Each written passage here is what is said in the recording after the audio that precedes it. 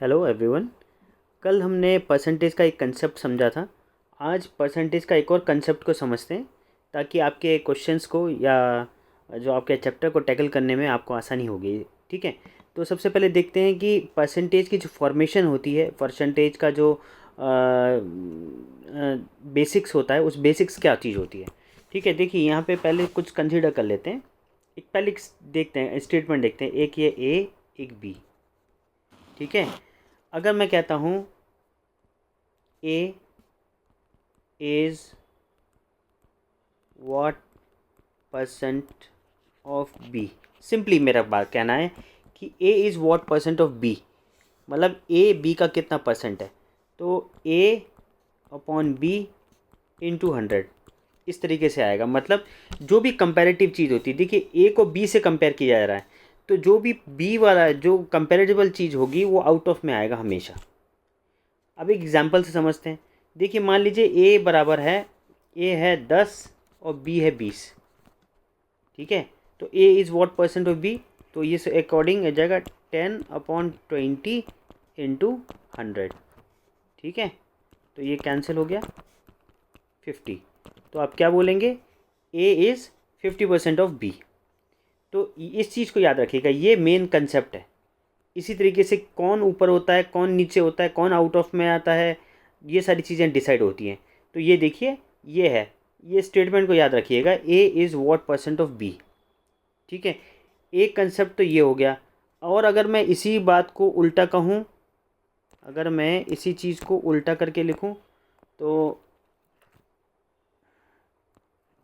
ठीक है, अगर मैं, एक मिनट रुकिएगा, अगर मैं बोलूँ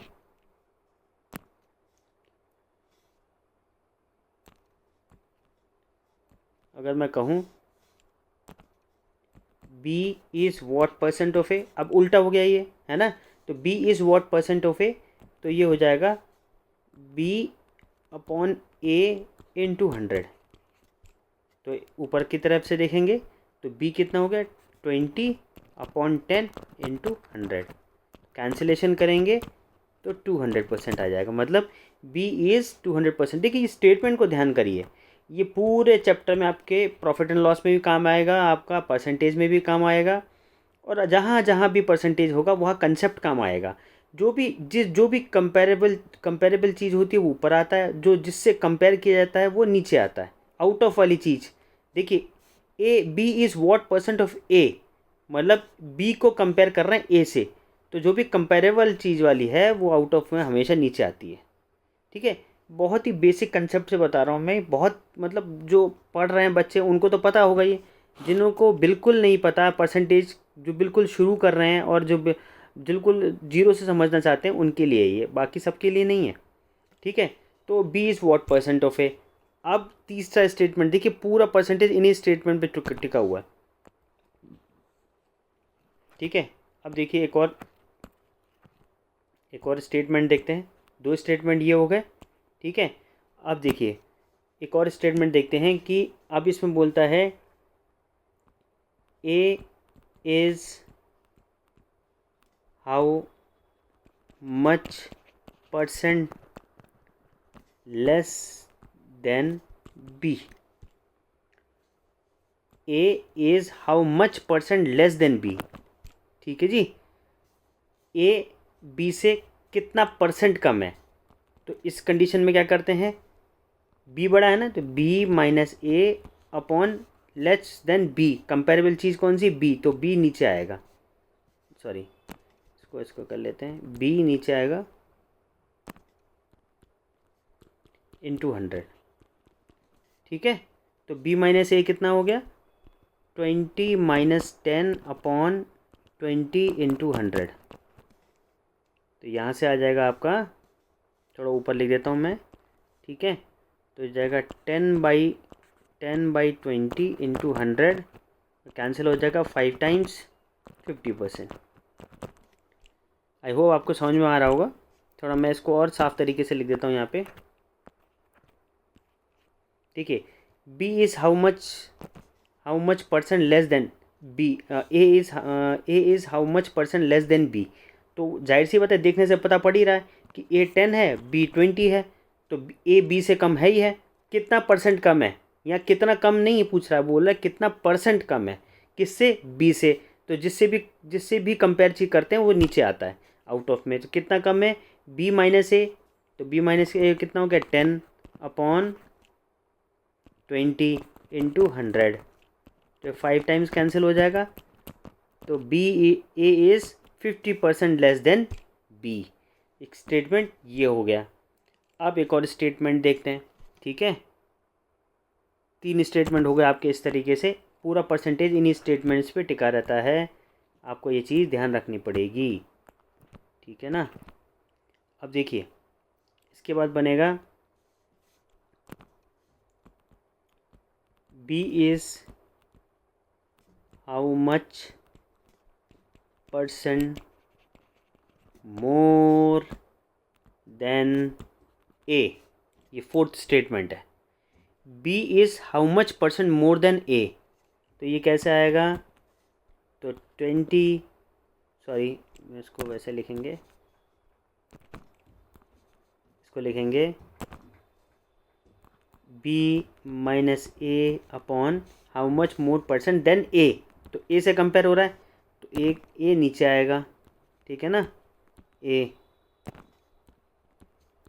into 100।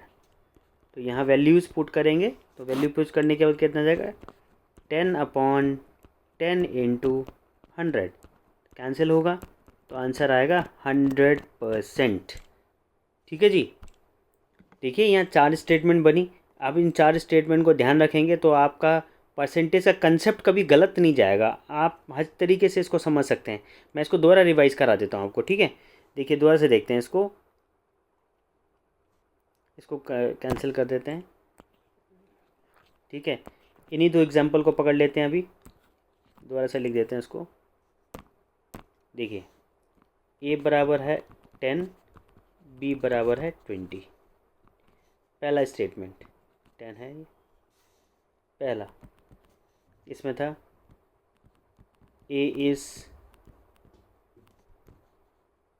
How much percent than B, ठीक है। तो यहाँ हम कैसे करते थे, A is how much percent of B into 100, ठीक है।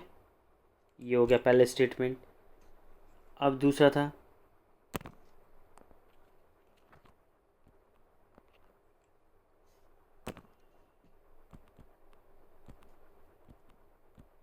B is how much percent of A. तो ये बनेगा बी अपॉन ए इंटू 100, ठीक है। तीसरा स्टेटमेंट था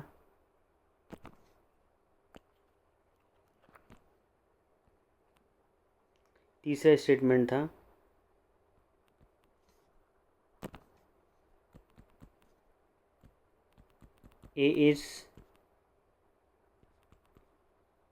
हाउ मच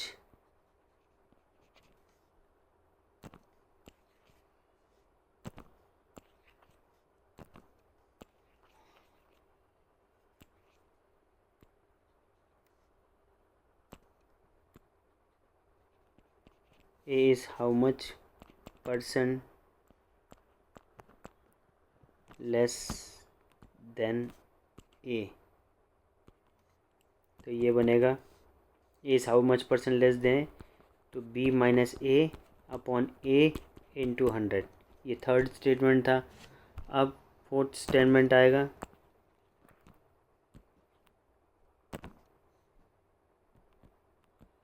B is